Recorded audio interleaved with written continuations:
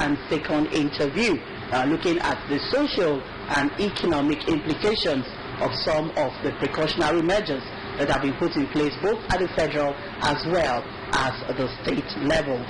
We'll take on a safety corner wherein the officials of the Federal Safety Corps, special marshals, will be on hand to come and sensitize us, enlighten us, educate us, create awareness on the need for us to be safe more than ever before right about now, with the whole world being ravaged by the coronavirus pandemic. We have another interview later on the program. This time around is on security development in Nigeria. At 9 o'clock, we'll take on AM Sports, so I'll be bringing you up to speed on the things that are happening. Well, if things are still happening, we get to find out, because I know that so many sporting events have been cancelled all over the world due to the coronavirus.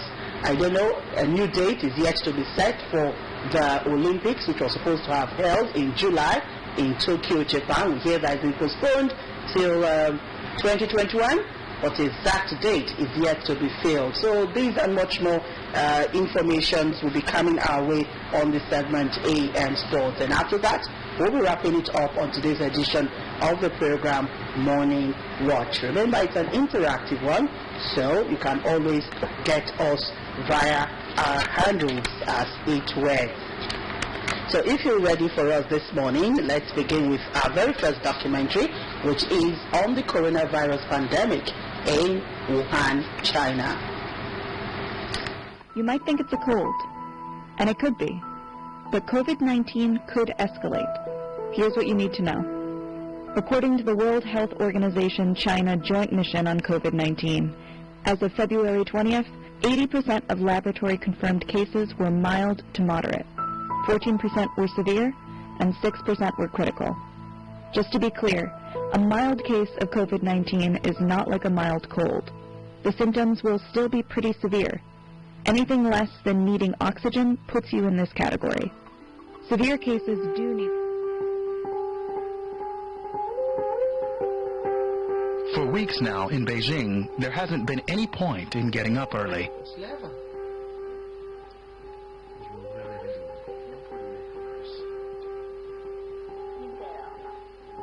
The only reason to do so is to check the latest number of new infections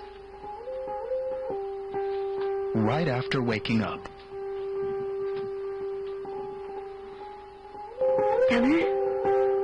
Have you seen the figures?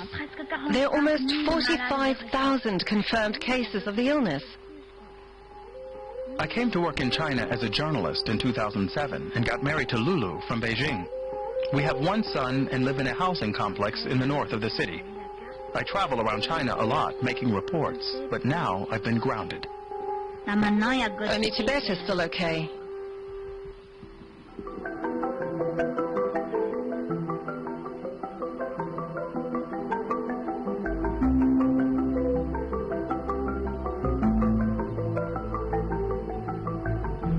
Cordons have been erected around cities, but also around entire provinces, as well as city districts, and even every housing complex.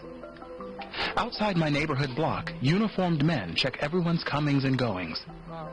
The neighborhood committees are important cogs in the Communist Party's security apparatus, there to monitor residents' political and social behavior. Now they're functioning as health police. Temperature checks, enforced quarantines upon leaving the city, mandatory face masks. Beijing's residents have bit by bit disappeared from the face of the city, their movements curtailed by the regime and their own fear. The only report that I can make is one about standstill, a quarantine diary. The days seem uneventful, but they raise many questions about China's future. There's one good thing about the situation. Now that our family is together 24/7, we're more united than ever. I've even persuaded my son to help me. We have to fetch water. The tap water is undrinkable, so water containers are delivered on most days. But since our district was cordoned off, we have to collect them ourselves. My son is lucky because the barricade isn't very high.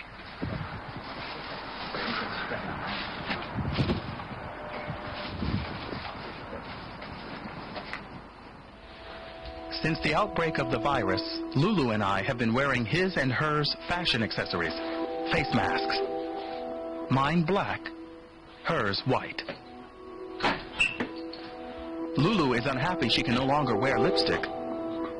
But since the quarantine started, the wearing of face masks has been strongly advised. Basically, if you leave the apartment without one, you'll be stopped.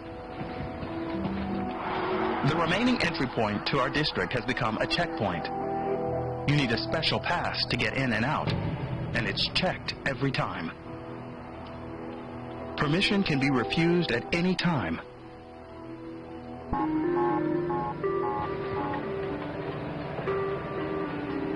And what makes things worse is getting our temperature measured every 300 meters. But is it really such a good idea to be pressing these devices onto dozens of different people's wrists? The mall is almost empty too. Usually we have to wait half an hour to get a coffee, but people don't feel like going out.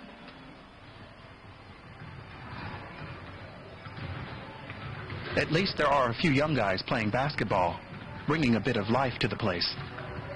But I'm surprised they aren't wearing masks. At the moment, there's still disinfectant to clean our hands. But for how much longer? At the supermarket entrance, another checkpoint. At least there's a bit more life here. Since being in quarantine, cooking has become our main activity. The sight of these supermarket shelves is almost comforting, but only almost. We've all seen the images of empty shelves in the city of Wuhan on social media.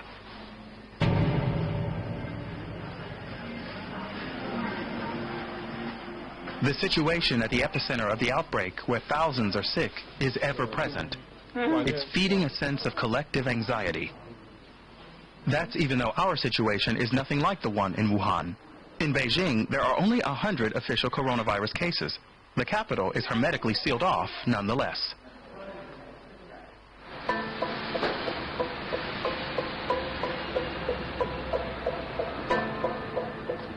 In the subway, I'm meeting Ms. Li, my interpreter. Before I even say hello, I already know her skin temperature, 32.1 degrees Celsius. All subway entrances are now fitted with infrared cameras. If your temperature tops 37.3 degrees, you're isolated behind a barricade and sent to the hospital. And of course, there's also someone checking for face masks in the subway. Not that there's much to check. Normally, the trains look like this. The real problem is the shortage of masks. Together with Ms. Li, I'm going to investigate the problem. No, we're closed. Try there. Here it says masks sold out. Hello, do you still have masks? Only electric ones. Can I look? He only has a mask for 40 euros, which, of course, he offers us straight off. Will it definitely guard against the virus? Which virus do you mean? The coronavirus, of course. You have to change all the standard masks every 2 days to be on the safe side. Every 2 days? Yes, to ensure that you're protected against the virus. That isn't necessary with this electrical mask. It can be used for 2 months. No problem. 2 months. What about the standard masks like yours? Could I have one like that? No, I don't have any more. You're too late. They're sold out for today. Should I try again tomorrow? Yes, that's normally how it works. But get here early because we only get a limited number of masks. Everyone in the district knows that, so they arrive early and are prepared to wait in line. Everything linked to this outbreak is controlled by the government. It's rationing the amount of masks that we're allowed to sell. Could you stop filming, please? It'd be better if you didn't film this, okay? I go to Tiananmen Square to see what it looks like in the heart of the city. The pavements are cordoned off. You can only get around the square by bike. On its north side is the Forbidden City. Everywhere there are police officers guarding the entrance to this huge palace complex turned museum. It has never been more forbidden than now. Just a few meters away, Zhongnanhai, the seat of the State Council and the Communist Party headquarters. The country's top leadership both lives and works behind this gate, cordoned off because of fear of the virus. It's impossible to stop here.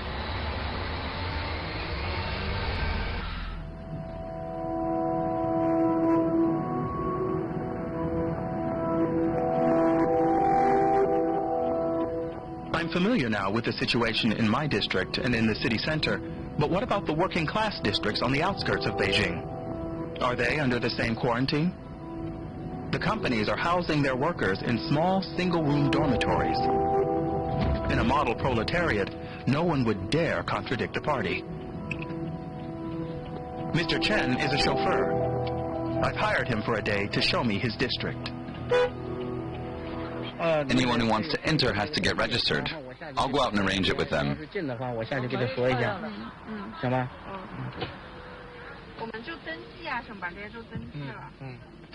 No one is allowed into the quarter without a pass. We try it using Mr. Chen's. This is my pass for the quarter. We aren't the only ones waiting. Everyone's being checked by the neighborhood committees. The Communist Party's security apparatus is omnipresent in the fight against the virus. The committees are the party's local arm. It's their job to enforce the quarantines in the affected districts. They issue the permits and inform authorities about anyone who is running a temperature or not wearing a mask. The neighborhood committees have grown since the beginning of the crisis. These people call themselves volunteers, united in the battle against the virus. But whether they've got an armband or not, they are in fact paid by the city authorities to ensure people stick by the rules. The checks are strict, and you can only leave the area for restricted hours. To our surprise, they allow us to proceed. When the gates are closed, you can't get in, no matter what. Recently, I had to sleep in the car. The streets and alleyways are empty here, too. It's not easy to find someone to interview. This man is the only one. He's venturing outside for the first time in 2 days. I've got potatoes, noodles, garlic, tofu, and vegetables. I went shopping and needed to buy more than usual because there are 3 of us, and I'm the only one who leaves the apartment every 2 or 3 days. So, goodbye. Back home, there's a surprise waiting for me.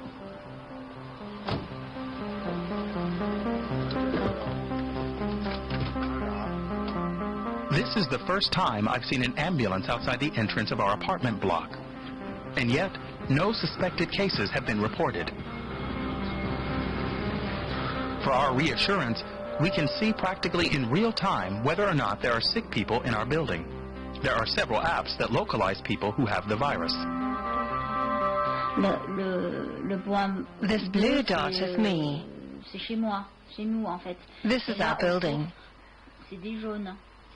Around it, the yellow buildings are ones where sick people are recorded as living. The darker the color, the more recent the case.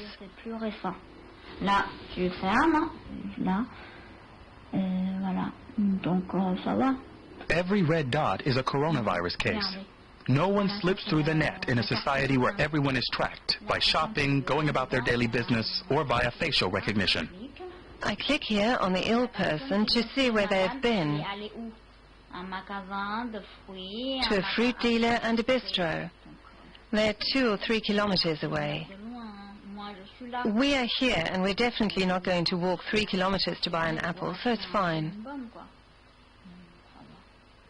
Avec le développement de toutes ces nouvelles techniques, these new technologies make everyday life a lot easier. But they also create fear. The apps show most of the sick as being in the center of Beijing. The main shopping drag, Wang Fujing, is dead. Usually, Beijing's equivalent of the Champs-Élysées is thronging with people out shopping or window shopping.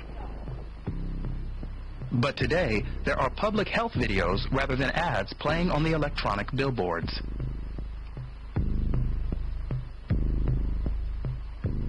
The food market in the middle of the street, where you used to be able to buy insect larvae and scorpions, is closed.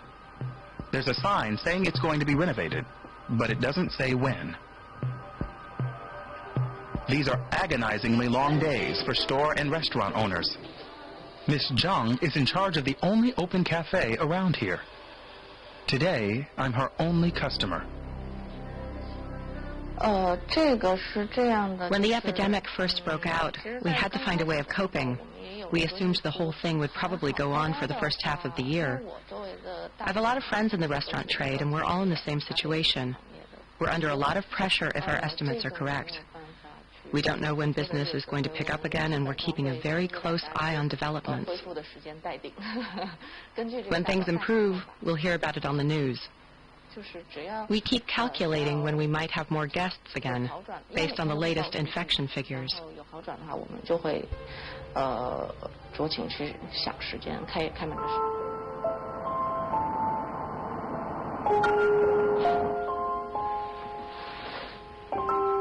The city is sleeping, but we're going stir-crazy at home.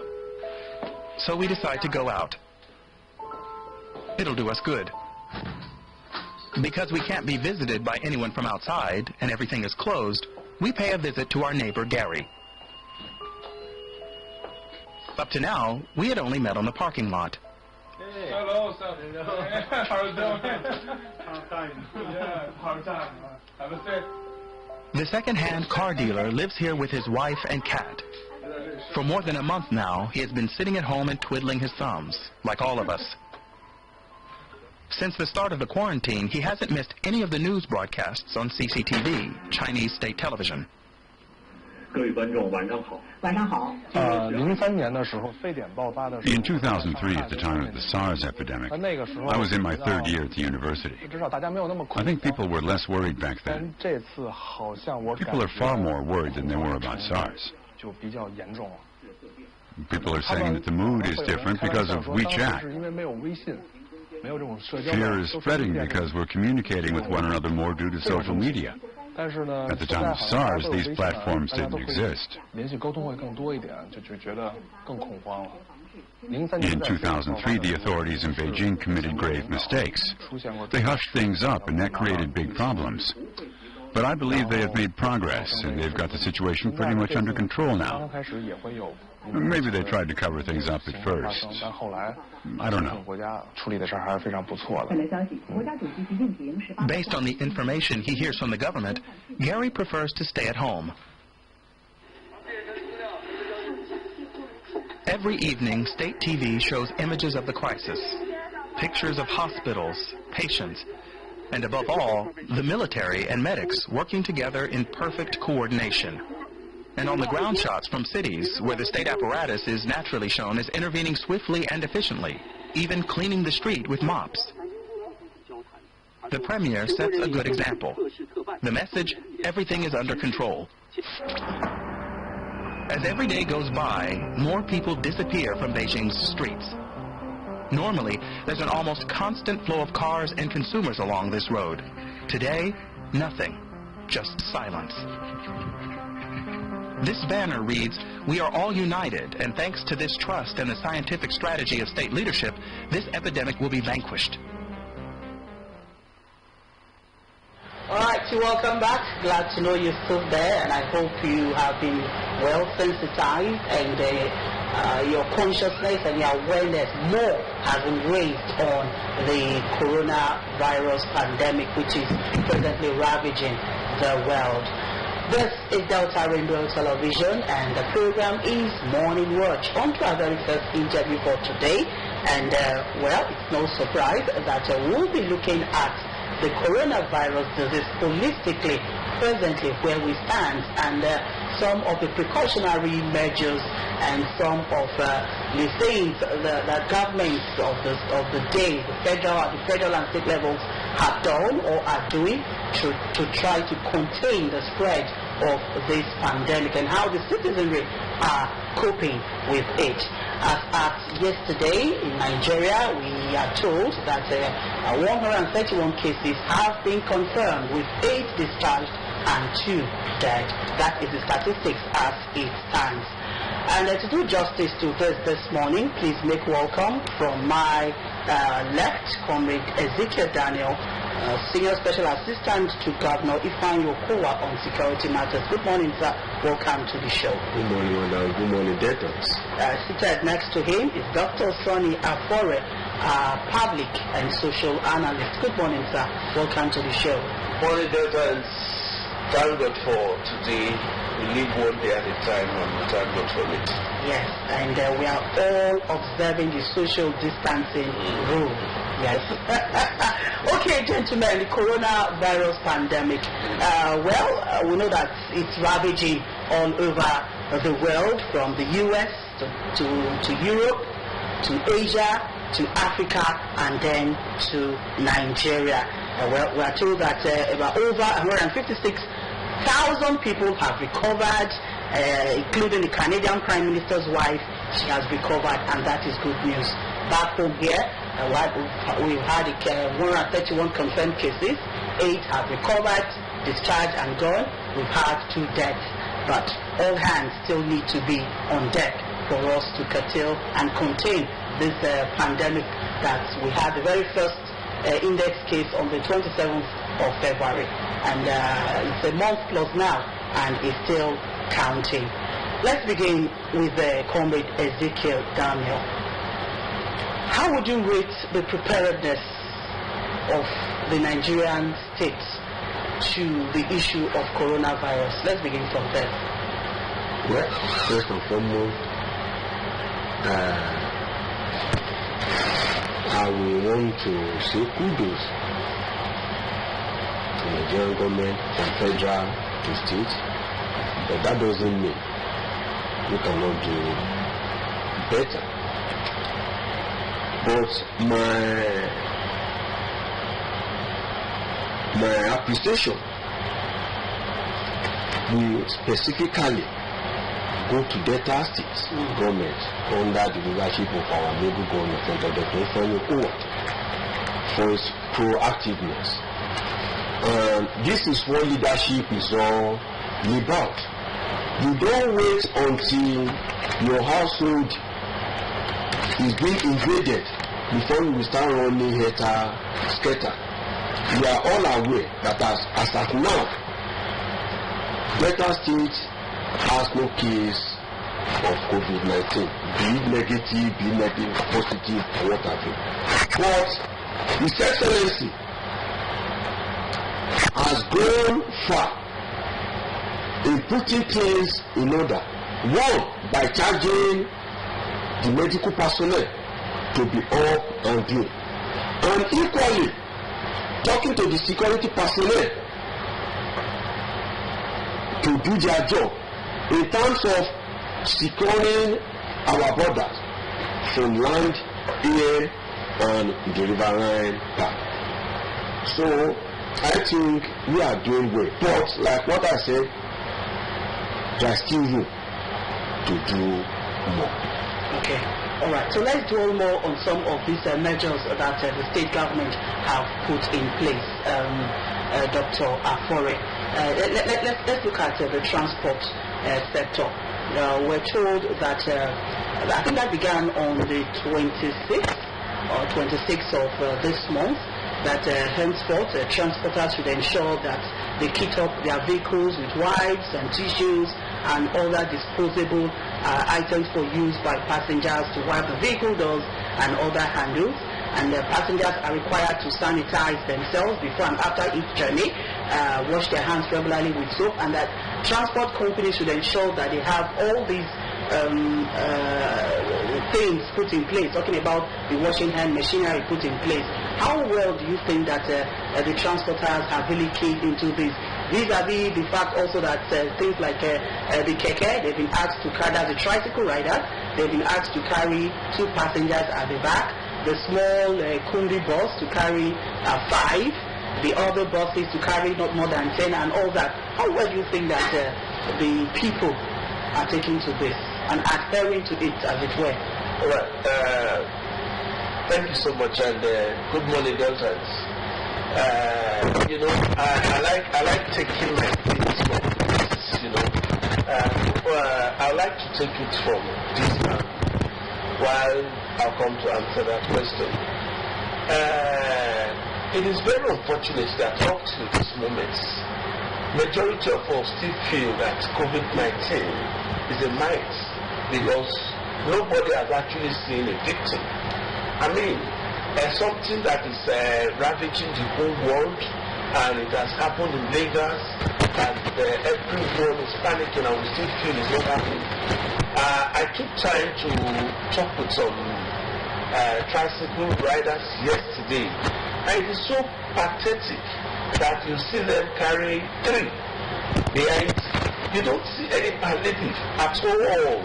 I mean, you get to the major bus stops and you still see the usual, the style of life, and I don't see any form of readiness in the part of our transporters, and that is very, very unfortunate. That said, let me quickly come to the area I'm actually talking about. You know, we have actually experienced, you know, in history has said that the first of this kind of experience we had was in the 15th century, you know, and we were made to be told that Reverend Fathers had to come to the open and, of course, say Mass for their followers. And after that, we were also told that between 1918 and 1920, there was a very serious flu that happened, and they call it the Spanish flu. And that was as a result of the effects of the First World War, which happened for about 2 years. And within the 2 years, we were told too that about 500 million persons died all over the world. Then after that, if you remember, we had another case very recently. That was in 2009 when we had the swine flu. And swine flu, thank God, it didn't last for too long. We had this Lassa fever, and they are still there. And so, once in a while, and what I'm saying is like a centenary, occurrence. And so it happens. So we must consciously, adhere and adopt to lifestyle change and pray fervently that this plague that is ravaging the world will be abated someday, so that we can now come back to our normal life. Even in so doing, our lifestyle, as long as we exist, should completely change so that we can become better persons. Talking about transporters, I don't know. You must stay alive to live for the next day. And the only way you can live for the next day is by adhering to simple instructions. Stay at home. You must stay at home.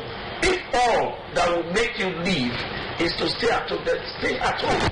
And if all that will make your neighbor, live, is for you to provide the necessaries that are not very expensive, then you must provide them so that your neighbor will go home safe and happy.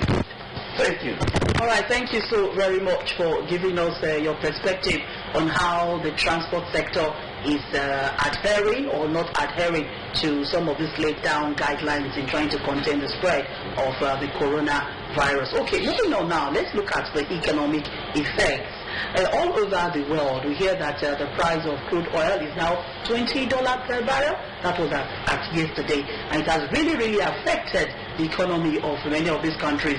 We are now hearing of a recession, gradually creeping into the economies of many of the world powers, as it were. Yes, and Nigeria is no exception. So coming back home, we know that the federal government has, put in some palliatives for the vulnerable, the elderly, as they put it. But let's come home to Delta State, as it were.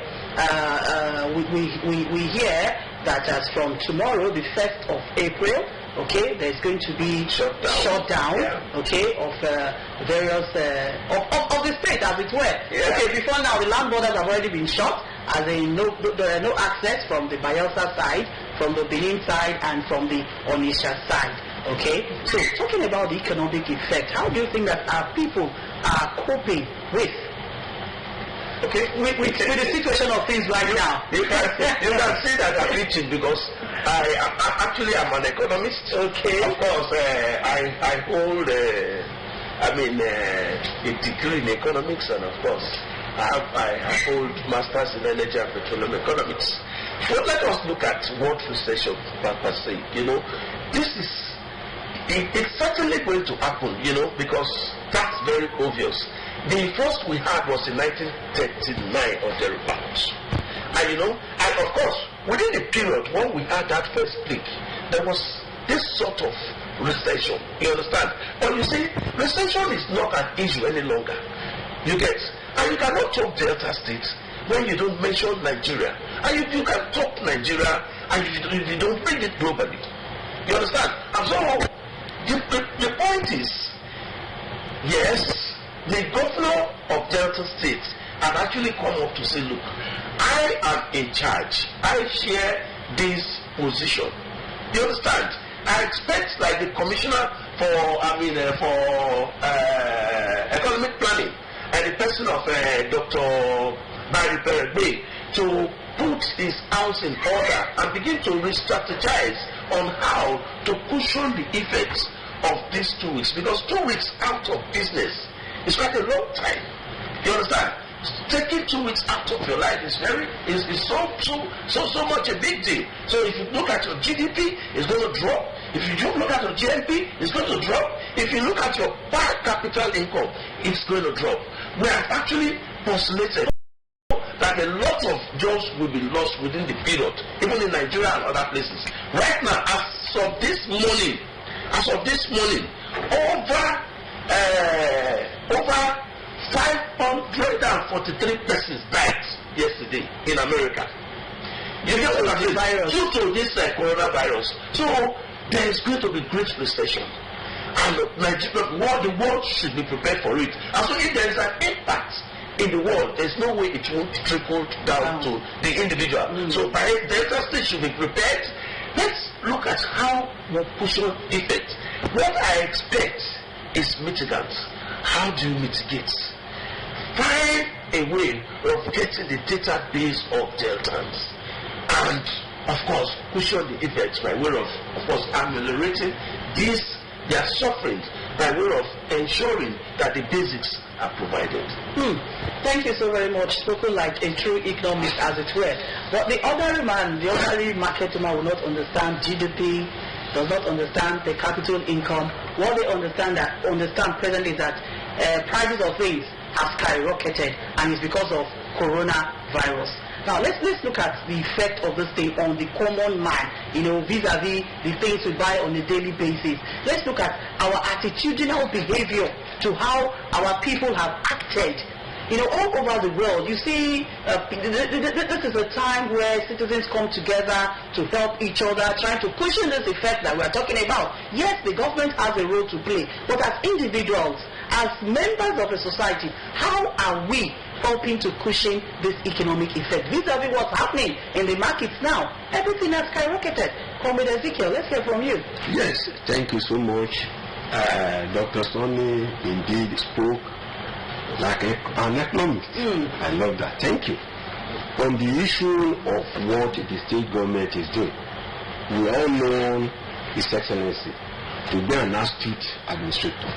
I can assure you that plans are on ground. Now to the question you asked. It is so unfortunate and pathetic. Taking a look at what debtors are doing to their fellow debtors. I'm talking about our market women and market men. Taking advantage of this trying time to add more sorrow, more pains to their fellows. In the last 48 hours, what I and my team witnessed from Warri to Asaba to Saple to Gili was so pathetic. These stocks that people were having, they decided on their own to raise it to high heaven. Now, is this cost coming from President Buhari? The answer is no. Is this coming from our governor? The answer is no. But we are the one doing this to ourselves. Like Kurani put it,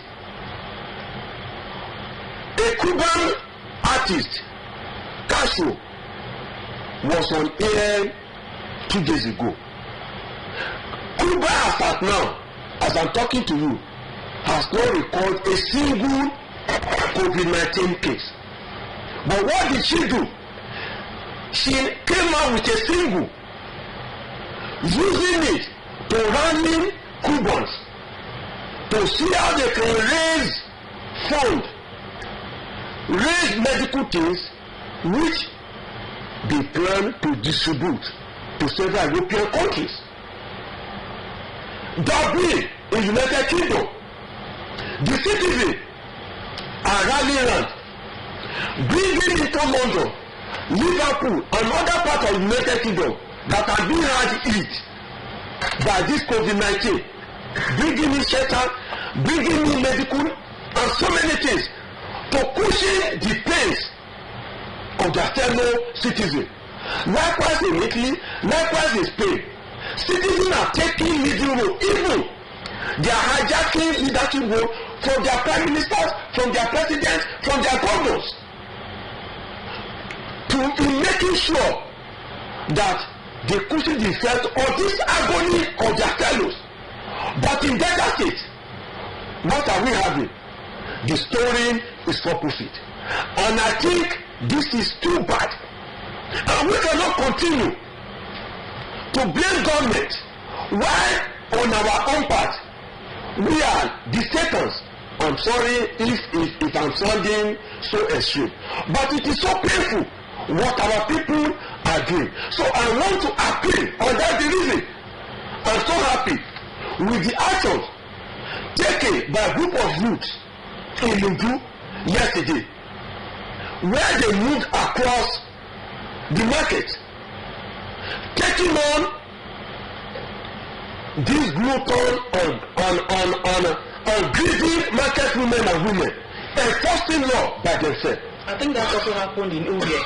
The youth as well as the chairman. Yes, which at this point in time, I want to say that kudos to them, because if you decided on your own part to only pay on your own people, it is equally right for others to use some minimum of force to correct your shenanigans.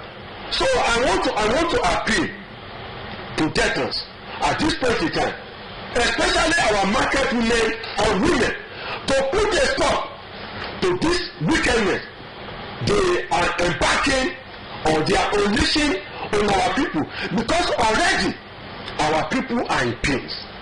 Already our people are down. It is our minimum role to see how we can ease their pain, not to add not to add to their pain. And at the end of the day, we'll be blaming government for Yokowa, blaming President Buhari. No. So I'm appealing to them to bring their food prices down, and equally let every community form a task force on their own, move around the market, enforce law. Thank you so much. Thank you so very much. You have spoken quite well, and I hope that there's going to be a change after this time out. Now, talking about leadership roles, it's just as well you have told us that our amiable governor has something in his kitty talking about palliatives, and very soon he's going to roll them out, trying to alleviate the suffering and the challenges that have been brought on by this coronavirus. But be that as it may, apart from the governor, as it were, we have other leaders in the society. This is coming to you now, Dr. Fore. We have other leaders in the society. We have our House of Assembly members, we have our House of Rep members, and senators. Yes, I hear that the senators have decided to donate 50% of their salaries, towards the fight of this coronavirus. But apart from that, at times like this, one would expect to see these persons who we voted out there, to come out and try to help out in one way or the other. Because when it's time for campaigns, we see them coming all out with bags of rice and other, little palliatives here and there. I don't know, how well do you think that these are our leaders now, those ones I mentioned, how well do you think they are stepping up their game and rising to the occasion? You think they are doing well? Okay, if you x-ray donations, across board, you see that Chinese billionaire, he started it. Let's just reduce it to Nigeria, probably to Delta States. You see, the challenge we have with our leaders, is basically money-centric. You understand? Our leaders are so poor, in reasoning, such that they feel leadership is all about having so much money in your pocket to oppress the led. That's the basic problem. Somebody could be made a hero from the challenges we are facing today. We just made reference to something which transpired in the 15th century, and we still record to it. We made reference to what happened in the early 19th century, and we still record to such discussions. Now, just one person could make the difference. One person could make the difference. As far as I'm concerned, it should be leadership by example. Yes, the chairman of Udu local government was at the markets. Did you sensitize these people enough? What, like I mentioned earlier, palliative measures did you put in place? Within this period, when government announced that, okay, this is what we are going to do, look at the Lagos State. There are makeshift stores provided for every area, so as to allow citizens to get access without necessarily boarding any form of transportation to the nearest place where you could afford such goods. I expect, our leader, the governor of this state, to take that lead by probably asking to buy chunks of food commodity and probably station them in places where people could afford.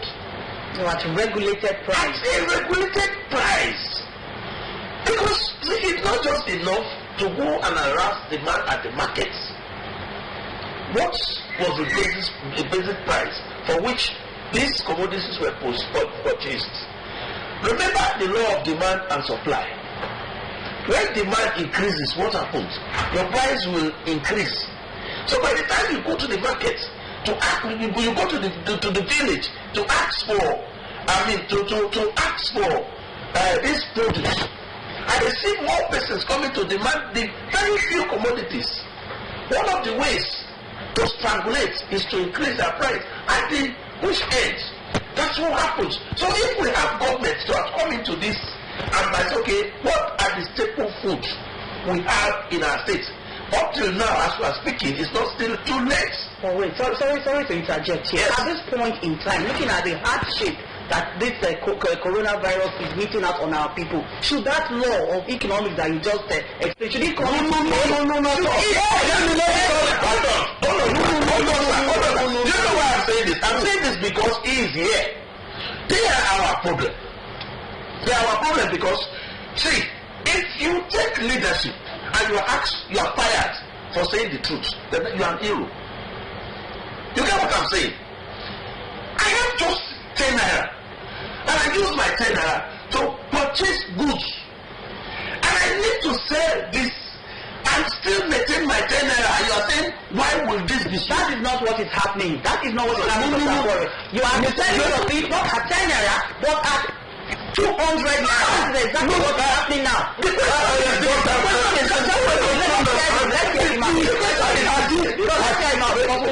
Yes, I think Dr. Yes, honestly, I think that they are getting it wrong. Please, very quickly. Yes, I think they are getting it. On the issue of special market and the rest, I think you need to go and do more survey. Delta State government has done that. As I'm talking to you in Sapele we have 4. In Uwe we have, in Asaba we have. I think please, before coming on here, it is good we get more information. Delta State government has done that. And having said that, on the issue of what you spoke about, I think we are getting it wrong. By coming the issue of demand and supply, at this point in time, should not turn me at all, because we are talking of trying time, where people are facing debt, where people are facing pains, and on the issue of demand and the rest, the goods we are talking about. It's not that they are just buying it now. These are products that they've gotten in the market before this issue came up. Okay. So why now trying to hit more agony to our people? All right. Very, very quickly now, because we are running out of time. The issue of fraudsters at this time. We're talking about economic effect. We have so very little money, but so many persons, should I call them evil persons now, criminal-minded persons, are wanting to key into the situation and dupe people. So just a word of advice to people out there on some of these bogus text messages that we are receiving, to click on that. Yes, security man, let's hear from you. Yes, please. It is important that our people, I know that this is trying time, but our people should be contented with whatever they have. Get us wherever you are listening to me. Fraudsters are out there now. Touching on this trying movement, coming up with all manners of text messages, links, and especially on these links. If you click on any of these links, they are going straight into your account through your BVN to unleash mayhem on your stars resources. And some of them they qualify more with multinational companies like MTN, some of these telecoms that are giving us bogus data and the rest. So what I'm trying to say in essence is that please discard any of these text messages, links and the rest. They are nothing but handiworks of fraudsters. Okay. All right. The final word from you. All right. We are still there. The only thing I would like to say is that we have realized that most persons, when you see somebody's place, the fear is, oh, this one is coronavirus. There's this simple method with which you could know. They say there's cough plus sneeze, that's air pollution. There is cough plus mucus plus sneeze plus running nose plus body ache plus weakness and plus light fever, that's flu. Then dry cough plus sneeze plus body pain, plus weakness, plus high fever, and difficulty in breathing, that's coronavirus. So it's not all sneezing, it's not all cough. That is coronavirus. Dr. Warri, I don't hear anybody wants to hear that. All cough, all sneezing, Thank you for that. Mindful of anybody that's sneezing. Thank you so much for that. Finally, my final one is that even if you are going to serve at a loss this period, be your brother's keeper. When a brother comes to your house to ask for food, if you have, please give. This is the best time to be your brother's keeper. Right. My house is open to my neighbors. Okay. You are very free to enter my house any day, anytime. All right, gentlemen, thank you so very much for finding time to be with us this morning. We have been speaking with COVID Ezekiel Daniel, Senior Special Assistant to the Delta State Government on Security Matters. Thank you, sir, for coming. And of course, Dr. Sonny Afore, a public and social analyst, who's giving us an open invite to his house. Thank you for coming also. All right, you're still watching the program Morning Watch on drtv Warri Tuesday edition. To stay tuned, we've got much more in our kitchen. Right. You might think it's a cold, and it could be. But COVID-19 could escalate. Here's what you need to know. According to the World Health Organization China Joint Mission on COVID-19, as of February 20th, 80% of laboratory-confirmed cases were mild to moderate, 14% were severe, and 6% were critical. Just to be clear, a mild case of COVID-19 is not like a mild cold. The symptoms will still be pretty severe. Anything less than needing oxygen puts you in this category. Severe cases do need supplemental oxygen, and critical ones are defined by respiratory or multi-organ failure.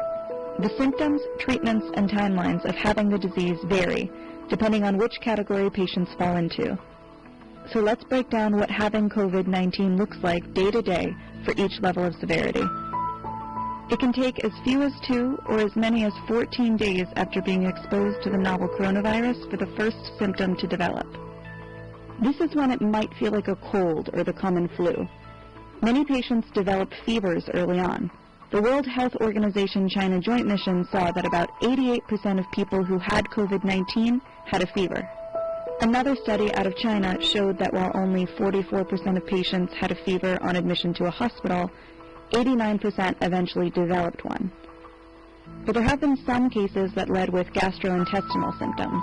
Diarrhea, nausea, vomiting, and/or abdominal discomfort may appear a couple of days before respiratory symptoms. This isn't the norm, though, because COVID-19 is a respiratory disease. That means for most patients, the virus will start and end with the lungs. In the early days of infection, the virus invades lung cells. Specifically, this can damage the cilia, the hair-like projections that move around to keep airways clear of mucus and debris. When cells get infected, they die and shed off, adding to the debris and hindering your body's ability to keep stuff out of the lungs and trachea. The inflammation causes damage, and damage causes more inflammation, and this cycle could continue until there's no healthy tissue left. And inflammation might explain why a dry cough is one of the most common symptoms. Same goes for shortness of breath and phlegm production. Other symptoms that can appear around this time are fatigue, sore throat, headache, joint or muscle pain, chills, and a runny nose. By day 5, patients with pre-existing conditions might find that they have trouble breathing, and it usually takes about 7 days for a person to go to a hospital. Mild cases, though, usually clear up by this time. But those with moderate to critical cases will have developed pneumonia, which can range from non-life-threatening to severe. Recovery time for these patients could be anywhere from a few days to weeks. For some severe and critical cases, though, symptoms can escalate into acute respiratory distress syndrome. ARDS is an illness that happens when fluid builds up in the lungs. Inflammation triggers a flood of immune cells that are meant to target the infection. They're usually isolated to infected areas, but sometimes the body goes overboard, which is when the immune cells start killing anything in their path, including healthy cells. ARDS is often fatal. In critical cases, it can lead to respiratory failure, requiring advanced life support, and this is most likely when patients head to the ICU. ARDS treatment includes supplemental oxygen and mechanical ventilation. The goal is to get more oxygen into the bloodstream, since the lungs can't. When this treatment doesn't work, the lungs are basically too flooded to get any oxygen into your bloodstream. That's the cause of most COVID-19 deaths. And even when a patient survives this phase, they could be left with permanent lung damage. SARS punched holes in some infected people's lungs, giving them a honeycomb effect. And these lesions have been seen in people affected by the novel coronavirus too. Early studies found that most people who die of the disease will do so within 14 to 19 days. And on average, people who recover are released from the hospital after 2.5 weeks. But with the most critical cases, recovery could take months. Once a patient is in the recovery period, it's possible that they could still be contagious. These people should work with their doctors and public health officials to determine when they're no longer a risk. As of now, there is no vaccine for the virus, so the best way to avoid getting sick is to avoid being exposed. COVID-19 spreads easily from person to person through coughing and sneezing, so wash your hands often and avoid close contact with people who are sick, and clean and disinfect surfaces that you use daily. COVID-19 should be taken seriously, but most cases are... All right, welcome. Glad to know you're still there. It's Morning Watch reaching you from Delta Radio Television. Remember that you can also catch us live on YouTube, that's drtv. Welcome to the segment Safety Corner, where our officials of the Federal Safety Corps are usually around to come sensitize us, create awareness, educate us, and enlighten us on issues pertaining to safety. And we really need to play safe now more than ever before, especially with this coronavirus pandemic that is, the in now, training all over the world. Well, this morning, as always, we have our special marshals in the house. Please permit me to introduce from my immediate left, Dixon Orieje Amomakwe. Dixon Amomakwe is a fellow of the Chetard Institute of Administrators. He is a member, Institute of Safety Professionals of Nigeria, a member, American Society of Safety Professionals, a safety consultant, as well as a state coordinator, Federal Safety Corps, Special Marshal, Delta State. Good morning, sir. Welcome to the program. Yes, good morning, and good morning to all our viewers. Seated next to him is Pastor Sunday Aibedu. Pastor Aibedu is the State Secretary, Federal Safety Corps, Special Marshal, Delta State, and the Senior Pastor, the Chosen Disciples Assembly, Warri. Good morning, sir. Welcome on board. Yeah, good morning, sir, and good morning to all our viewers. And the last, but certainly not the least of our guests this morning, is Ambassador Felix Napodia, who is a fellow and vice president of the Institute of Safety Professionals of Nigeria. He is also a fellow of the Chartered Institute of Logistics and Transport. He is an ambassador and member, American Society of Safety Professionals, and a lecturer, Institute of Safety Professionals of Nigeria. Good morning, sir. Welcome to the program. Yeah, good morning, sister. Good morning, viewers. Whenever you say that, it makes me feel as if I'm in a church. Yes. Okay, I know we have a pastor here, so it's just as well.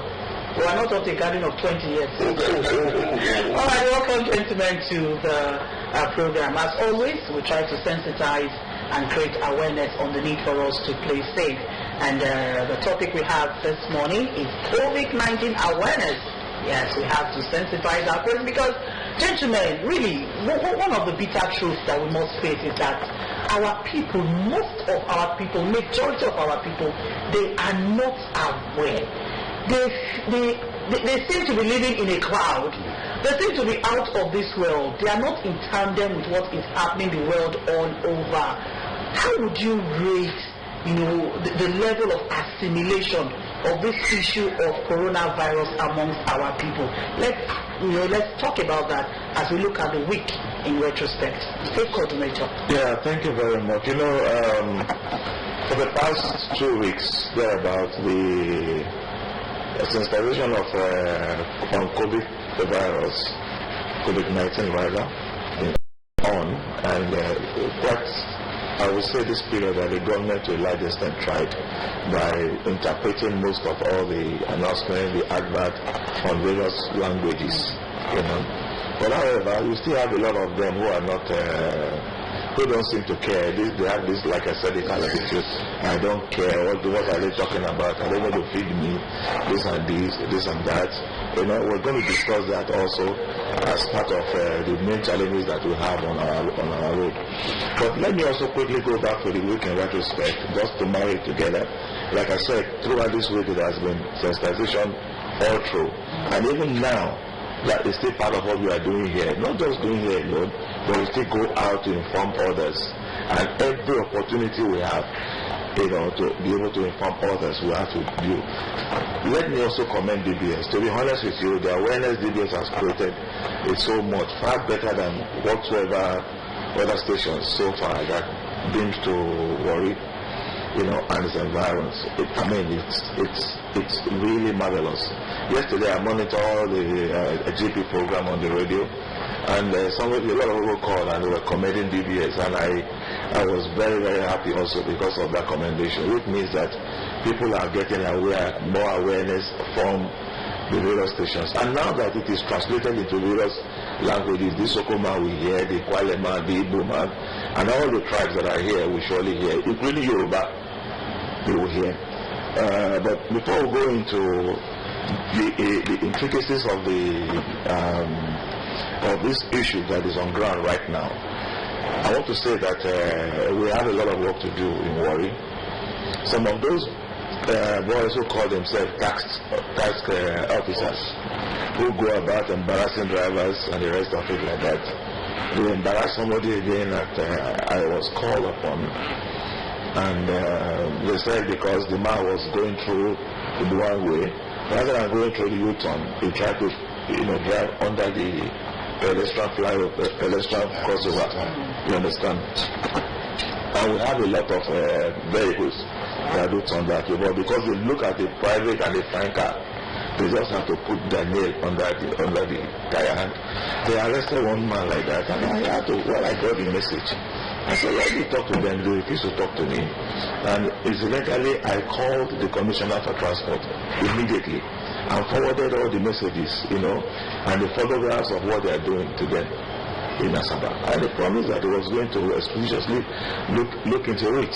Well, I want to tell the Deltas who are listening or watching us right now that whenever you are accosted by this illegal so-called tax force, don't be in a hurry. Don't be in a hurry. A lot of them will be so much in a hurry. You tell them give you a ticket. When they pay to you, pay to their pockets, which is very, very wrong. If you are accosted by any of these boys, go to the area A division. Lodge a complaint there, because they go out with some policemen who are giving them backup unknowingly to the highest command of the police. You understand? So there is need for the attention of the high command of the police to be called into it. And that is why this medium is also a very good opportunity, because in A division they monitor DBS 247 as long as they are on air. You understand? So that I want to advise Deltans, if you are accosted by these boys in Warri in the name of tax force, they are not putting on khaki. Let's differentiate. They're wearing khaki and something blue as their trouser. So that it's not known as the uniform. It's not a no uniform. So that the people who are referring to they should be able to see them with everybody that is on the road that I'm talking about now. In fact, the control of printing of this badge should be really checked, because you go to all these printers who can go print other things. You just give them any design. They can even do the DBS logo for you. Very beautiful, and you will think that the person works in DBS. So there is need for them to check for such type of boys who are involved with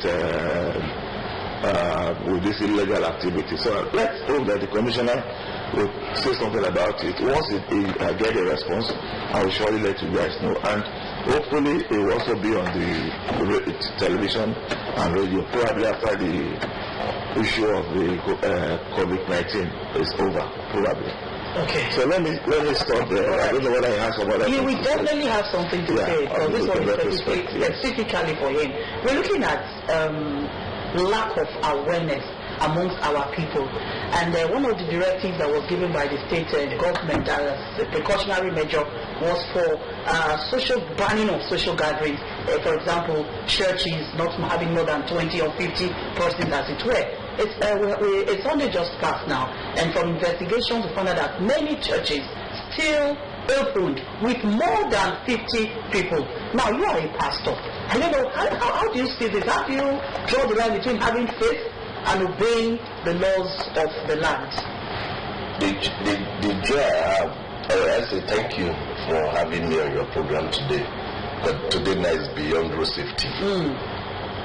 I would like to those who did whatever they did. I'm glad one of the pastors, had a very big church. He was arrested in Abuja. I wouldn't, we don't. Yes. And as he was entering the vehicle, the wife was following him, and I was laughing. I also want to thank God that here now, by tomorrow, we'll have a lockdown. And like what Papa was briefing us outside, Ambassador Felix Nakbodia and the state coordinator, they are so traveled that at times, when we are off camera, when we are playing, at times I try to push two of them. 2 days ago, off camera, I was telling my state coordinator, he said, "Buddy, how are you?" I said, "I'm fine." "Are you at home?" "Yes, sir." I said, "Those of you who travel abroad don't even have any problem." He burst into laughter. And that was exactly our discussion. If the network can play it, you will hear. Because to those of them who travel out, they are used to this privacy. And Papa was telling us this morning, which I know he may want to repeat, let me not preempt his mind. If they say sit at home for God's sake. If all your members, let's assume my church is a very small church. If I have 2-3 members and God did it, one of my members came out last week, and by this last Sunday, I asked him, I called him by his name. He's a deacon in my church. I said, "Ma, how are you?" He said, "Oga," he said, "Thank God though, the crew that took over from us, the white man that came, I didn't want to ask him the country he came from. 6 of them now are that very badge. He's a cook. 6 of them now are confirmed to have COVID-19. And that thing happened because one Igbo man who does not want to stay in his country slipped into Nigeria because he wants where he will look like a boy. Now they are evacuating all of them to a safe center isolation there in Lagos. So what are we saying? If there is no love lost when they tell pastors stay at home. If you have 2 members who they tell you they are on COVID-19 list, all your prayer language will finish until what God says will stand. So my week in retrospect, I want to first let me thank my Oga, the state coordinator, because at yesterday I had some stress and God used him to push me through it. And with the news we had from the different markets in Warri and the environment, I am from Matabo area, Bugli, precisely Tobaye. And my organ knows my root because our friendship is not just on TV. For a basin of Gary that was being sold for 3,000 in my village, Tobaye 2, we rose to 8,000, and the village women were very happy. It's not that was what they wanted to say. They've been selling 3,005 or 3,000. Now, on Sunday was 29th, was the Oyoko market. The Gary some people bought for about 8,000 now from my village, Tobaye, because from Tobaye to Oyoko, which is the Bogli market or Abavo market, Abavo market, as it's called. Those who went to my village to buy Gary for 8,000 were selling for 15,000 plus. At Abavo market, which is the popular Oyoko market. Maoga Galazi. We have a place we call Galazi. That is where we settle down anytime we are traveling. It's one of our stopping points, whether it's 2 hours drive. Now, on a serious note, they brought this same Gary to Warri. When you now go and force a village person to sell Gary at such amount, what do you want? Then, myself and Morgan were just moving around trying to take access on things in Warri. Now, nobody is talking about government doing this project or not now, essay. On a serious note, we are talking about how are people trying to respond to this COVID-19. We discovered that the NPF, the Nigerian police, were still in a habit as they see children who may be existing or exodusing from one point to the other in a traffic light. As they see three, 4 boys, you see what we enter. I saw it with my eyes. I'm not just trying to say what I didn't see. When we enter from here, whether there are 3 boys at the back, they will push them, compress them like sardine. I've had this question. I am a lover of police. I have brothers. I don't want to mention their ranks in the police. Because if I mention their rank in the police, they will embarrass me.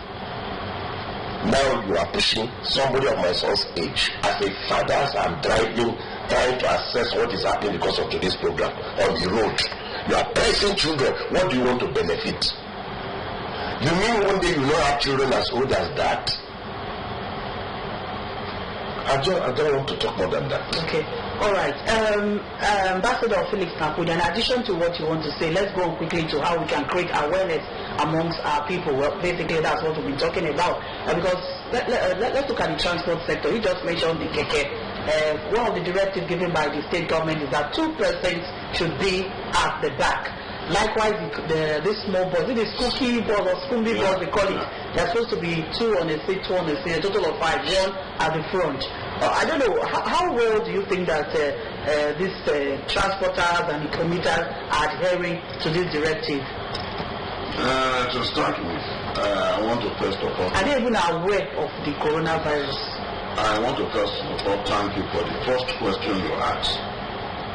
The degree at which we are taking it, which is relating to the last question you also asked. Transporters, mostly keke riders, because they are the major transporters now. When we say transporters, they are the major people because they are more in number. Before you talk of tuke, they are so lawless. The program we are in now, I don't think any of them is listening. You see, most of them use I don't care. Some of them nonchalant attitude. Some God is in control.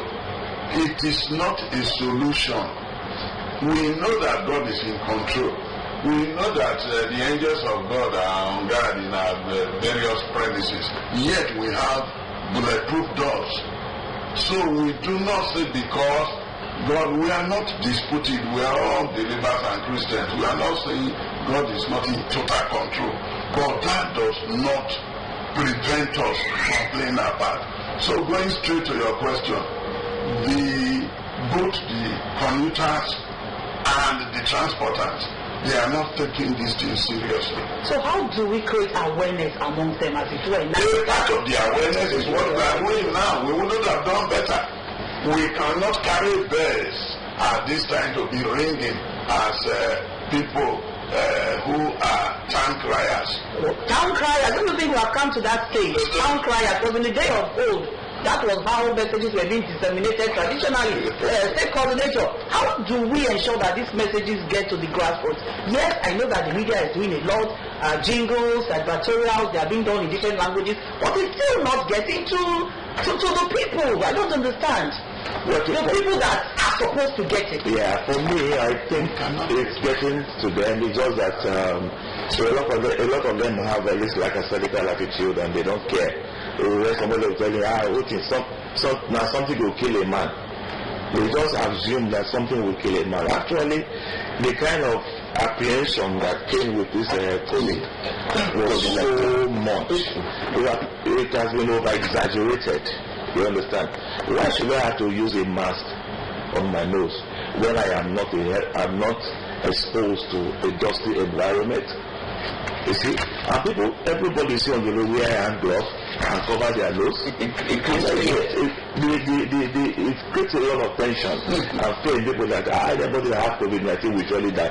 There's somebody that has COVID-19, the virus does not mean that he's going to die. They have detected it, fine, treat it. I'm sure those ones that they said death, let me be sincere with you.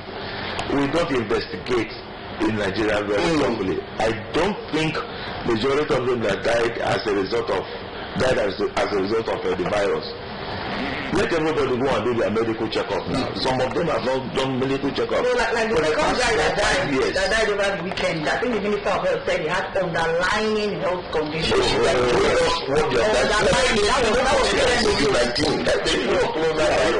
If somebody, you see, I'm sorry to say, I don't want to go into politics here.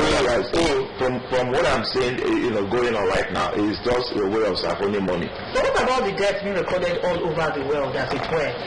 Are they not also from the coronavirus? Also from underlying health conditions? Okay. I mean, the statistics are staggering, and they are there for all those things. Nigeria. It's all the same thing. Corona is corona everywhere. Listen, you will look at begin. Where did it start from? China. Today, China has overcome it. While it started in China, in Beijing and Shanghai, there was nothing like coronavirus, and that is in the same China. The same China as a republic. Don't you think it's because there was a total lockdown in that area? There was no lockdown. The virus was. There was no lockdown. If there was a lockdown, it could have, before there was a lockdown, it could have gone round. But why is it that an incident, for instance, is happening in Lagos, and we are feeling the effect here? You will be surprised that Italy very soon will overcome theirs. Did you see the photograph of the fumigation that was being done? Yes, in the US, China? Did you see the one that they are doing in Lagos? Did you see the one? So that's what we're saying. See, we don't always react. We are not proactive. So otherwise, from the one when this thing was mentioned, I'm sorry to say, Nigerians will always look for opportunity to make money. They don't care they don't care, they won't sell their head to make money. Okay. All right, let's quickly move on now. Let's talk about the medical practitioners. Yes. Before we go into that, I spoke with my brother yesterday. Okay. In US, Washington DC. He said his greatest prayer in the US is for Nigeria, for us here, mostly Delta State, where he hails from. He said because we are very, very stubborn and disobedient. Well, we pray that yes, now he's saying so because even there is online marriages in wedding in US. It cannot happen here. I think marriages were disrupted in Abuja. The question is, he's talking about online marriage. Oh my God. We have any data. That's what I'm saying. Even if you're talking about online marriage, that's a way of trying to curb and contain the virus, right? Yes. Good. But here, we are having weddings. That was in Abuja. And the marriage was disrupted. Because people refuse to why would we blame government in arresting them is that any city, on behalf of the state coordinator, I'm not speaking for him, as from tomorrow now when they say lockdown, apart from those who are saddled with responsibility, please remember, that was part of what he wanted to inform. Because his brother told him nobody comes out from the house. Yes. With a lot of videos where people are being flogged. There was a man who was running out of his house. They saw him on the street. He told them that it was better if they have COVID-19 than to stay in the house with the wife. And based on that man's protest, they reviewed, they are not like we. On social issues, those who have social problems in the house, they are not like us. So on a serious note, we want to appeal to every Nigerian. Now that will give the final statement that we should obey everything about traffic, road. They say don't drive. And you may see us on this garment because Federal City will also make monitors. Okay. All right. Very quickly now because we have to wrap up. Time is fast spent. Let me before Well, I wouldn't have the last word. We will continue talking. We'll continue talking. Yeah, but let me quickly just let our Nigerians know that the way and manner Ebola was tackled, if this COVID-19 issue was tackled that way, by now we'll have had a headway. Thank God there was a sacrifice. This lady in Lagos, that Dr. Stella, that took the challenge. Paid the ultimate price. Paid the ultimate, and well, till today only God knows what the federal has, government has done for him and the family, rather. You understand? But it was very painful that she could do that. But again, she has saved a lot of people.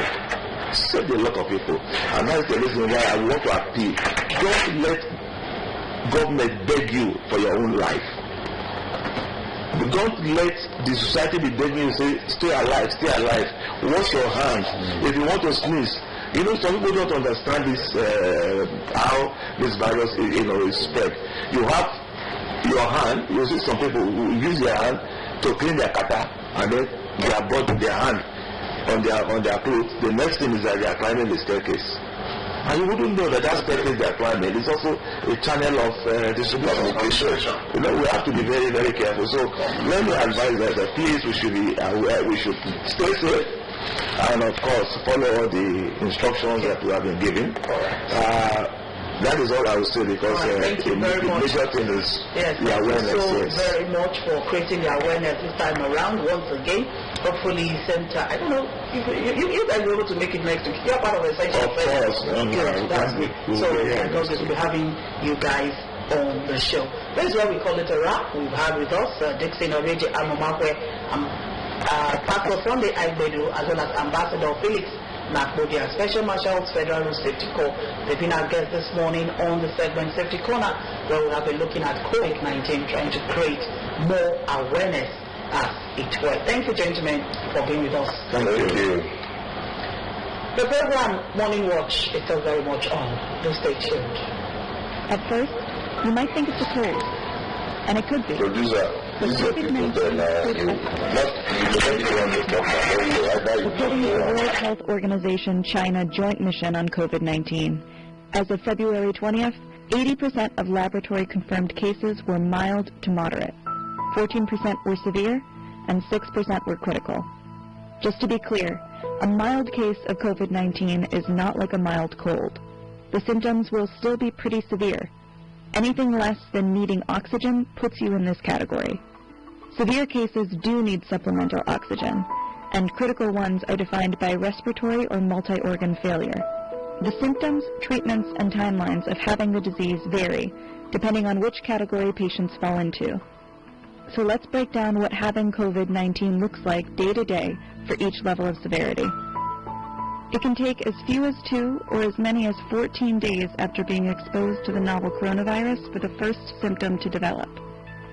This is when it might feel like a cold or the common flu. Many patients develop fevers early on. The World Health Organization China Joint Mission saw that about 88% of people who had COVID-19 had a fever.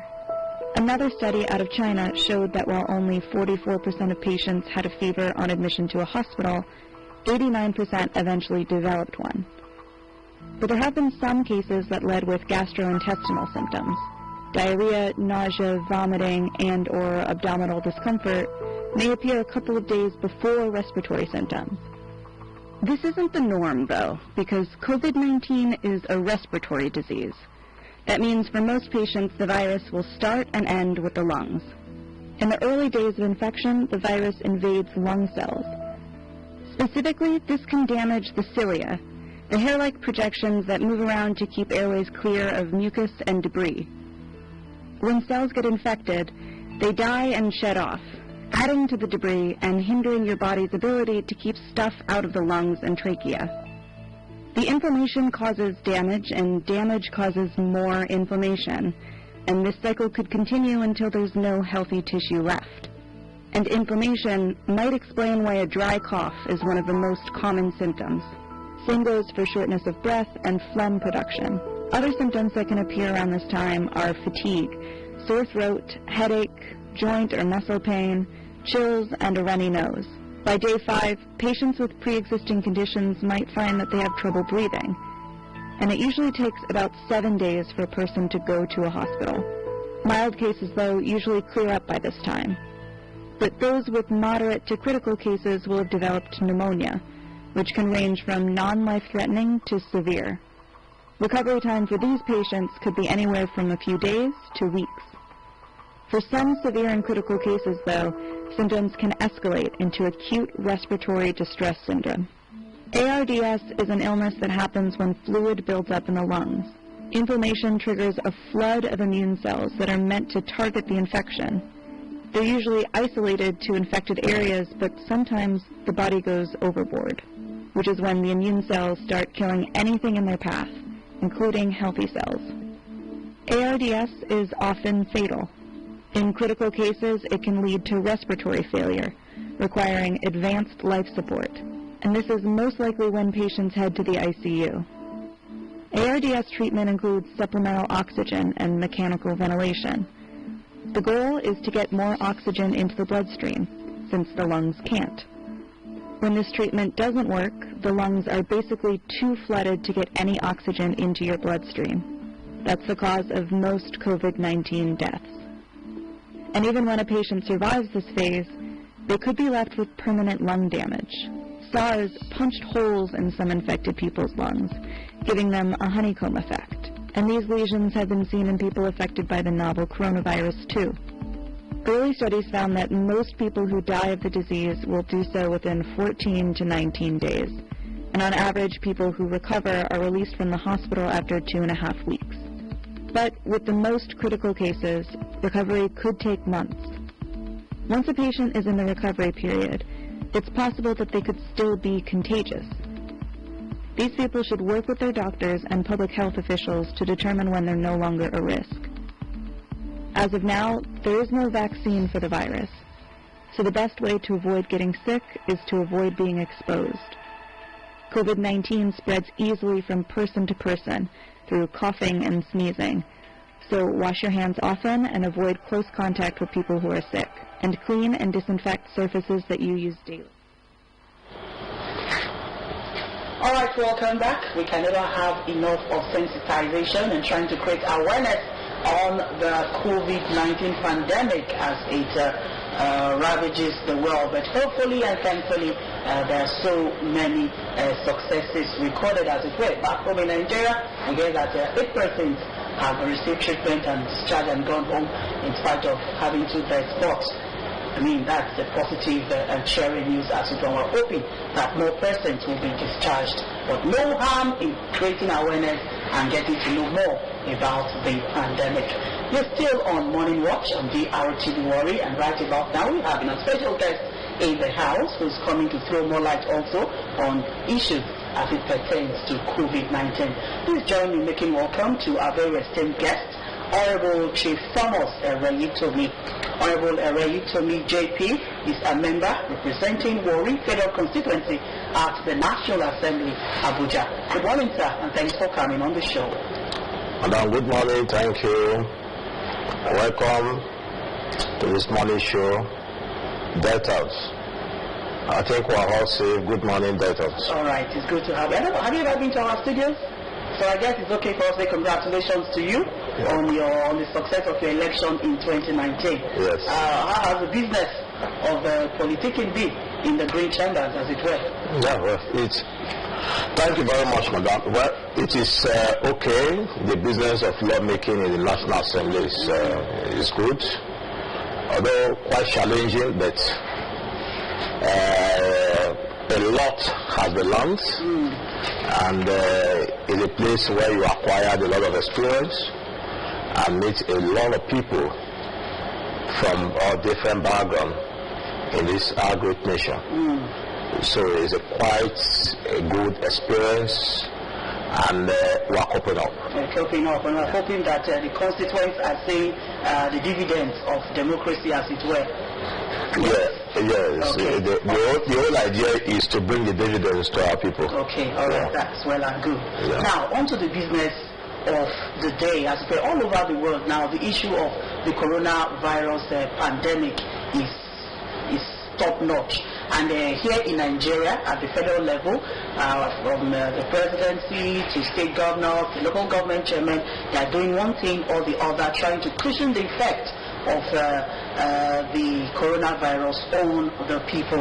I think, was it yesterday or 2 days ago, the president in a speech came out and told us that he has a two-step approach.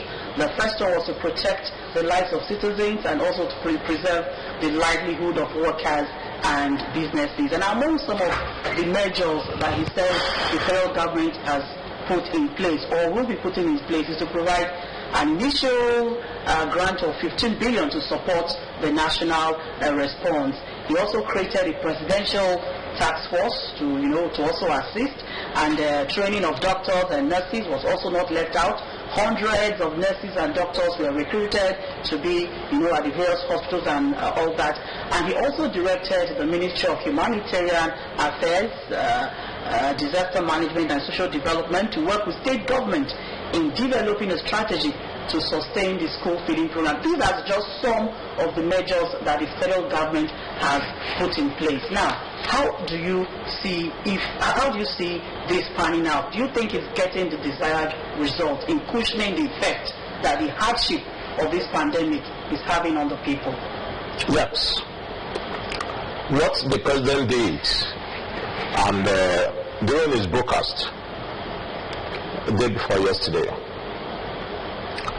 the National Assembly have given backing to the president on all that he needs to do to cushion the effect of this virus on Nigerian people. Before we went on these many vacations that we went on, the Speaker of the House came out with a very beautiful motion on how to give the necessary legislative backing support to Mr. President to do all that he needs to do to save the life of Nigerians, to protect the life of Nigerians, and to keep the unity of Nigerians together. That we have done. So what the President did by directing the necessary ministry to work with the various state government to curtail this virus is in line with what the House resolved on. So, today we are witnessing what is happening all over. Globally, the virus has become a threat. It's a threat to the existence of human. So what we need is for all hands to be on deck to ensure that we curtail. Come back to Nigeria, we've recorded a lot of incidents we have today. I think by today we're about 131 today. So the various measures put in place by the federal government, collaborated by the state government, are things that we need to work with. And I think this directive, we need to comply with this directive to ensure that the whole exercise, the whole ideas of all this directive is to curtail the spread. Is to curtail the spread. Okay, coming down to the state level now, our amiable governor, Dr. Ifeanyi Okowa, has also as well put in so many measures to ensure that the spread of the coronavirus is contained. The transportation sector, the market, and as from tomorrow, the 1st of April, there's going to be a lockdown in the state. And as a result of this, our people have gone ballistic. The traders have hiked up price of foodstuff, transportation has increased. What's your take on this? What's your advice to our people out there? At a time like this, we need each other. We need to be our brother's keeper. The government is doing everything they can to, help to alleviate the sufferings. Why are we now then trying to bring problems to ourselves? First of all, let me thank our amiable governor for the proactive steps that he has taken in ensuring that our inner hard borders in Delta State, first of all, is locked down. Yeah. And the other steps put in place to curtail the excesses of this virus. Because I want to thank the governor, not because we have recorded an incident in Delta, but the governor is proactive in ensuring that the things that we need to do, the things that we need to put in place to avoid this and that, we need to do it.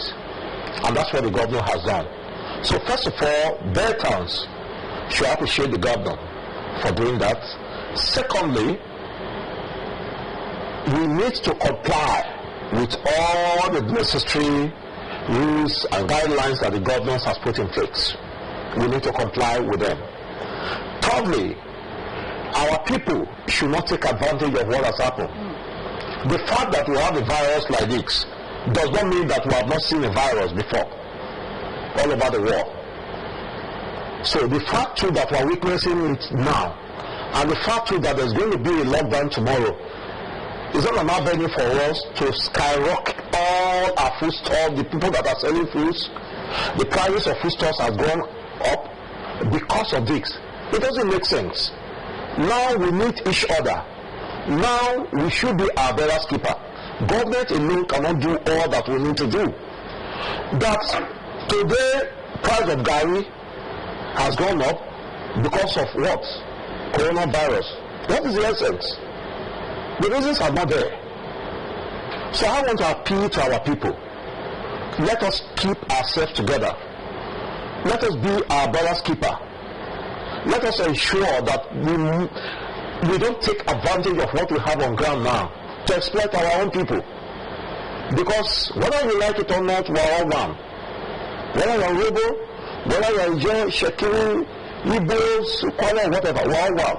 Let's not take advantage of this to exploit ourselves.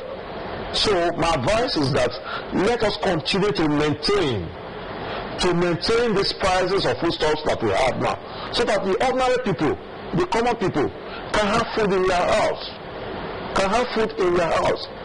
That the virus has come up does not mean that government has increased salary.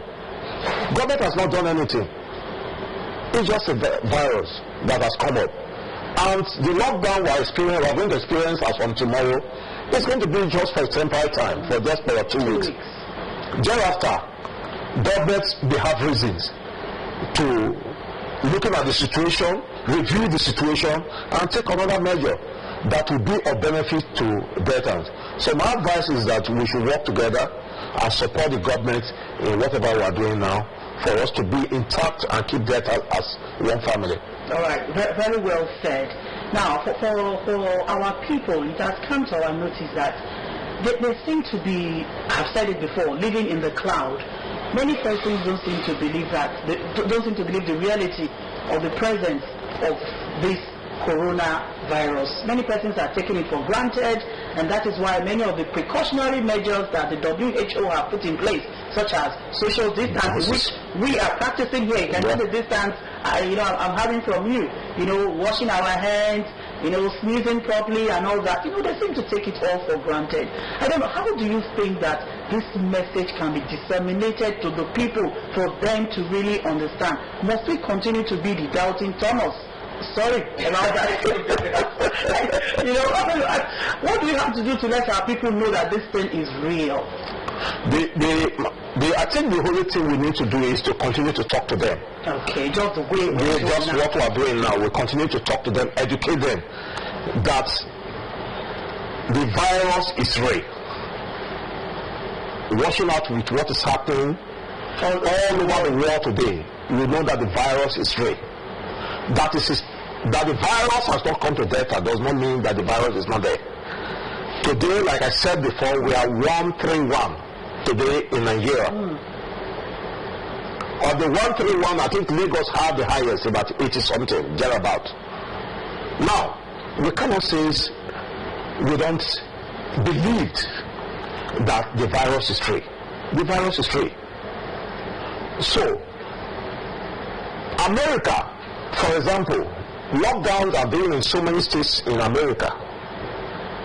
For the past 2 weeks, in some states in America, you can't go out. So, that is a clear example that the virus is real. Even the president who said is China, the Chinese virus, today. Talking about Donald Trump. Donald Trump. Who said this Chinese virus. Today we have come to realize that it's not Chinese virus. So they are doing everything there. So we must not take advantage of the fact that God is still with us. God is still with us. God is still preventing us. We should take advantage of that to say that the virus is not there. The virus is real. It's real. What we need to do is that all the steps put in place by government, ensure one, the social distance, we must keep it. Constant washing of our hands has to be there. We need to sanitize our hands always. And you can see what is happening now. In most cases, even gathering is prohibited. So you don't gather anyhow. So that's what we need to do. So I will also use this medium to appeal to our religious leader, our traditional rulers, who are the custodians of the people, to use this forum to talk to our people. The virus is real. It's real, it's real. Today, the country today, to an extent, you can see what is happening. Everybody is on isolation, trying to keep away, to ensure that this virus, we curtail it to the extent that we don't spread it unnecessarily. So the virus is real. My people, we should believe that and work towards that and follow the steps, the directive given by government. It's just as well that you mentioned God, because here in Nigeria, we are a very religious group of persons. You know, we from Mondays through Sundays, we are always in the church.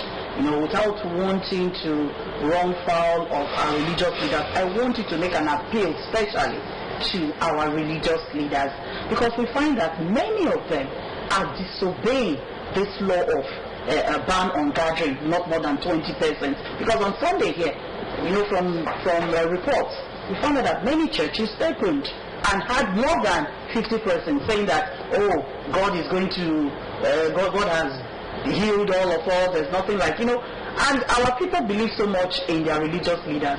So I want you to make an appeal especially to them to please adhere to the rules and guidelines concerning these precautionary measures.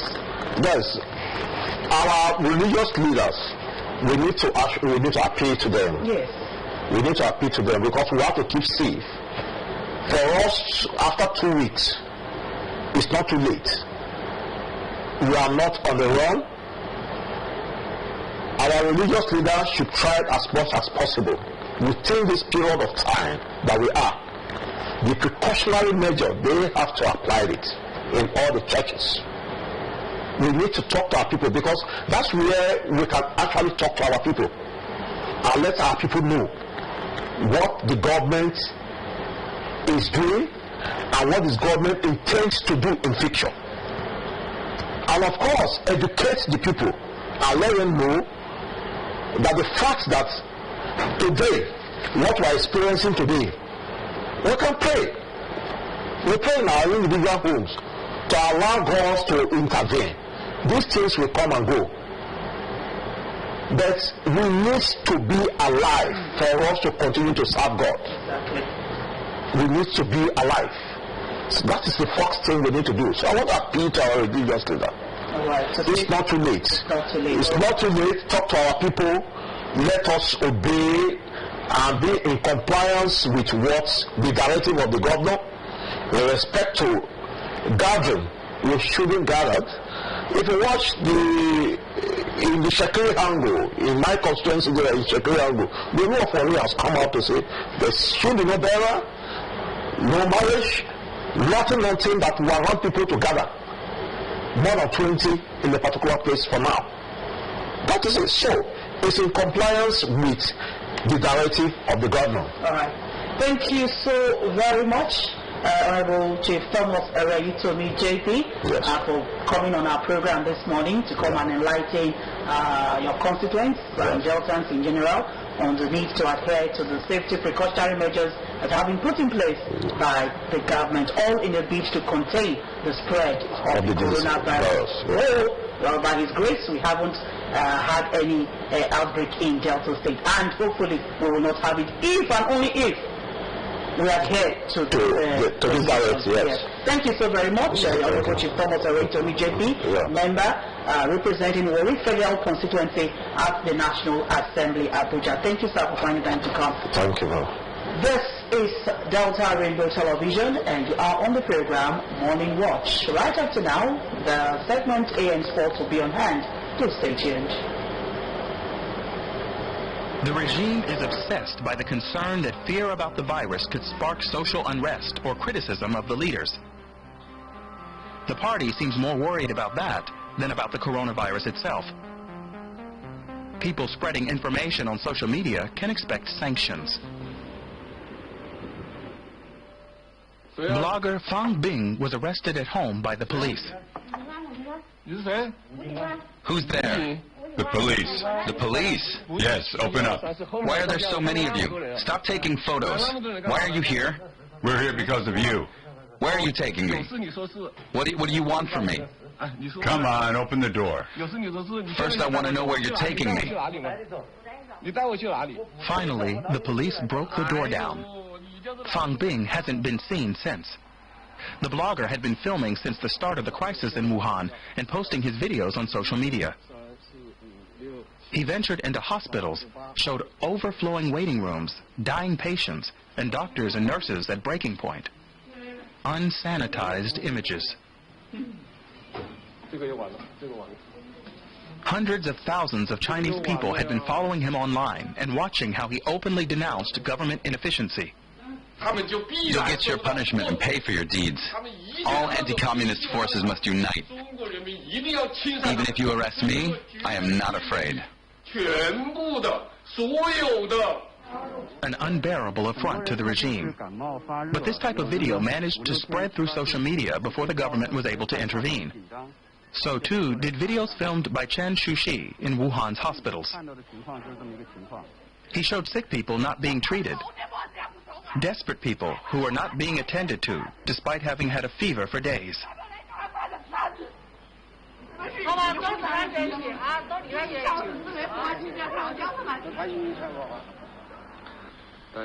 Hello, this is Chen Shuxi. It's 11 a.m. on January the 30th. Tries to turn the tables on Fury now as he has Fury